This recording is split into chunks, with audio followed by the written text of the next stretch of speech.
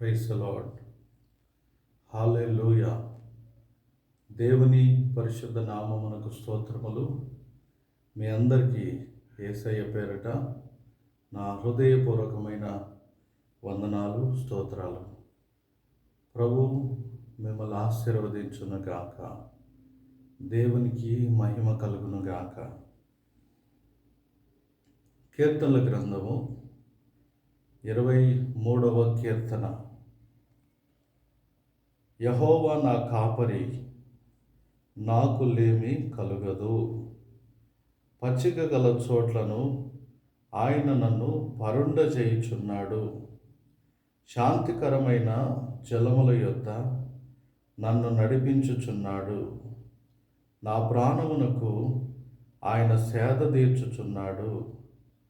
తన నామమును బట్టి నీతి మార్గములలో నన్ను నడిపించుచున్నాడు. గాఢాంధకారపు లోయలో నేను సంచరించినను ఏ అపాయమునకు భయపడను. నీవు నాకు తోడై యుందువు. నీ దుడ్డు కర్రయు నీ దండమును నన్ను ఆదరించును. నా శత్రువుల ఎదుట నీవు నాకు భోజనము సిద్ధపరచుదువు. నూనెతో నా తల అంటి ఉన్నావు. నా గిన్నె నిండి పొర్లుచున్నది.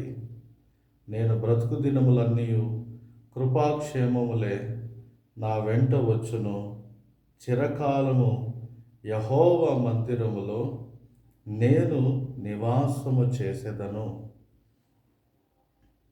ఈ చదవబడినటువంటి వాక్య భాగంలో దావీదు ఒక గొర్రెల కాపరి అయి ఉండి తనకు కాపరిగా ఎవరున్నారు అని గ్రహించుకున్నాడు.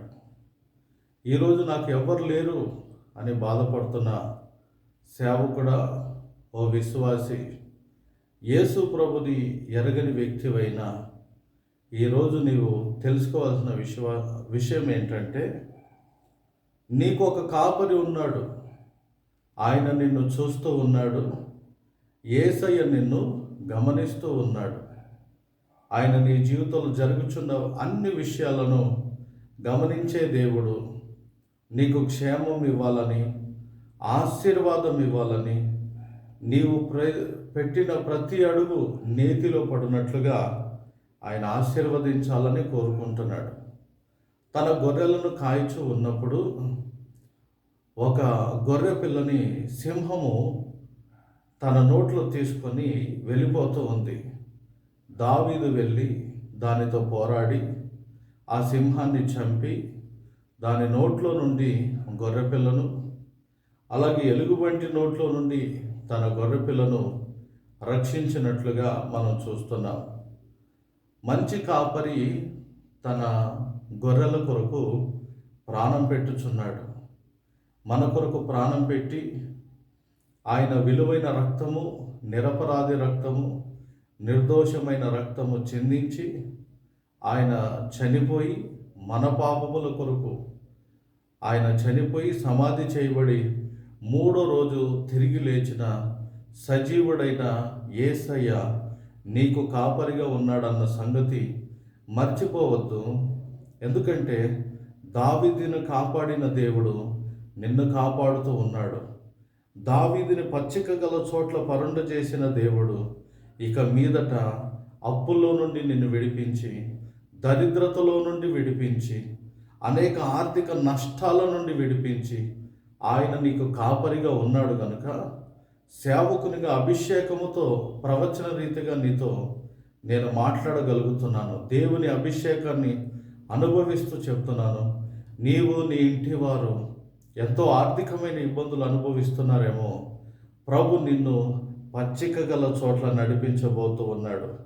శాంతికరమైన జలముల యొద్ద నడిపించి నీ ప్రాణమును సేద తీరుస్తాడు. నీవు నీ ఇంటి వారు సేద తీర్చబడుదురుగాక. నీ భర్త ఇంటి వారు పరిశుద్ధపరచబడుదురుగాక. నీ ఇంటి వారు పరిశుద్ధపరచబడుదురుగాక. నెహెమ్యా అంటున్నాడు, మా పాపాలు క్షమించండి, మా తల్లిదండ్రుల పితరుల పాపాలు క్షమించండి, మా పిల్లల పాపాలు క్షమించండి అని. గనుక యేసయ్య తన విలువైన రక్తము చిందించి తరతరాలుగా నీ ఇంట్లో కంటిన్యూ అవుతున్నటువంటి శాపము నుండి నీ వంశాన్ని, నీ కుటుంబాన్ని విడిపించి నిన్ను బట్టి అనేకులను ఆశీర్వదించబోతున్నాడు అన్న సంగతిని నీవు మర్చిపోకూడదని సేవకునిగా నీకు జ్ఞాపకం చేస్తున్నా. ఆయన నీ ప్రాణమును సేద తీర్చటం కాకుండా నీతి మార్గంలో నడిపించి గాఢాంధకారపు లోయ అంటే సమస్యలు, ఇరుకులు, ఇబ్బంది, ఒంటరితనం, వేదన, గాఢాంధకారపు లోయలో నువ్వు సంచరించినను ఏ అపాయమునకు నువ్వు భయపడకుండా నా దేవుడు నీకు తోడుగా ఉండి ఆయన ఎంత గొప్ప కాపరిగా ఉన్నాడో ఆయన నీకు చూపించబోతున్నాడు. ఆయన దుడ్డుకర్ర దండమును నేను ఆదరించును. ఈ వాక్యము నేను ఆదరించును గాక. ఈ వాక్యం వింటూ ఉండగానే నీ ప్రాణాత్మ శరీరములో స్వస్థత కలుగును గాక, జయము కలుగును గాక, అభిషేకం నీ బ్రతుకులో విడుదలై నూతన కార్యములు చేయును గాక. ఆయన నీ శత్రువుల ఎదుట నీకు భోజనం పెట్టబోతున్నాడు. 2024 సంవత్సరం ఇక నీ శాపానికి ముగింపు, నీ దరిద్రతకు ముగింపు, నీ వేదనకు ముగింపు, నీ నష్టాలకు ముగింపు, నీ కన్నీళ్లకు ముగింపు. శత్రువుల ఎదుట దేవుడు నీకు భోజనం సిద్ధపరిచి ఇదిగో అనేకులు చూచున్నట్లు నీ తల మీద ఒక క్రొత్త తైలము ఆయన నీకు అభిషేకించబోతున్నారు. ఎంతోమందికి అభిషేకాలు చేస్తారు, కానీ జీవము కలిగిన దేవుడు, కాపరి అయిన దేవుడు నీ తల మీద ఆయన అభిషేకం ఉంచి నేను ఆశీర్వదించబోతున్నాడు. దేవునికి మహిమ కలుగును గాక. నూనెతో ఆయన తల ఇంటి నా గిన్నె నిండి పొర్లుచున్నది. ఇంతవరకు నీ గిన్నె ఎండిపోయిందేమో, నీ గిన్నెల్లో నూనె లేదేమో, పిండి లేదేమో. బైబిల్లో ఉన్న సత్యం ఏంటో తెలుసా? నీ తొట్టిలో పిండి అయిపోదు, నీ బుడ్డిలో నూనె అయిపోదు. భయంకరమైన కరువులో ఉన్నావా? దేవుడు సేవకుడి ద్వారా నిన్ను పోషించబోతున్నాడు. భయంకరమైన కరువులో ఉన్నావా? విశ్వాసి ద్వారా దేవుడు నీకు సహాయాన్ని అందించబోతున్నాడు. చాలా ఆర్థికమైన ఇబ్బందులు అనుభవిస్తున్నావా? అన్యజనులు కూడా నీకు సహాయం చేయబోతున్నారు. నీవు అనేకులకు ఆశీర్వాదకరంగా మారాలి. క్రొత్త తైలముతో ఆయన నేను అభిషేకించి నీ గిన్నె నిండి పొర్లునట్లు చేసి నీ బ్రతుకు దినములన్నిట కొంతమంది చెప్తున్నారు, అయ్యా మమ్మల్ని దురాత్మలు వెంటాడుతున్నాయి, మమ్మల్ని కుక్కలు వెంటాడుతున్నాయి, మమ్మల్ని చీకటి శక్తులు వెంటాడుతున్నాయి. దావీదు అంటాడు, నా దేవుడు నాకు కాపరి అయ్యాడు కాబట్టి నాకు కృపాక్షేమాలే వస్తున్నాయి. ఈ వాక్యం వింటున్న ప్రియమైన దైవజనమ, ప్రభు నీకు కాపరిగా ఉండి నీ తల మీద క్రొత్త అభిషేకాన్ని కుమ్మరించి నీకు సమృద్ధిని కలగచేసి ఇక మీదట నువ్వు చేతులు చాపి అడగకుండా నీ గిన్నె నిండి పొర్లి నీవు అనేకులకు ఆశీర్వాదకరంగా ఉండేటట్లు నా ప్రభు అయిన యేసుక్రీస్తు చేయబోతూ ఉన్నారు. నీకు కృపయు క్షేమం కలుగునుగాక. నీ ఇంటి వారికి కృపాక్షేమం కలుగునుగాక. నీ సంఘానికి కృపయు క్షేమం కలుగునుగాక. చిరకాలము యెహోవా మందిరములో నేను నివాసము చేస్తాను. ప్రతి ఆదివారం దేవుని మందిరానికి వెళ్ళి ఆరాధనలో పాల్పొందాలి. అదే సమయంలో సంఘములో కాపరి ఎప్పుడు ఆరాధన ఉంది, ఉపవాస ప్రార్థన ఉంది, లేకపోతే సంఘములో అనేకమైనటువంటి దేవుని సన్నిధిలో మనం ఉపవసించి ప్రార్థిద్దాం అన్నప్పుడు మనం చూస్తే బర్త్డే కూటాలకు ప్రజలు నిండుగా ఉంటారు, భోజనాల కూటాలకు ప్రజలు నిండుగా ఉంటారు, కానీ ఉపవాస ప్రార్థన అంటే తక్కువ ఉంటారు. దేవుని సన్నిధిలో ఉపవాసం ఉన్నప్పుడు నిన్ను నీవు తగ్గించుకుంటున్నావు, దేవుని హెచ్చిస్తున్నావు. యేసయ్య ప్రార్థనలో ఉన్నప్పుడు ఆయన ముఖం రూపము మారింది, ఆయన వస్త్రములు ప్రకాశించను. దేవుడు నిన్ను ప్రకాశింప చేయబోతున్నాడు. నీ ముఖములో ఉన్న చావు కళ, రోగము, వ్యాధి అనే కళ తొలగించి ఆరోగ్యమును దేవుడు స్వస్థతను నీ కలుగచేస్తున్నాడు.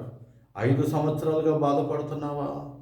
18 సంవత్సరాలుగా బాధపడుతున్నావా? పుట్టింది మొదలుకొని బాధపడుతున్నావా?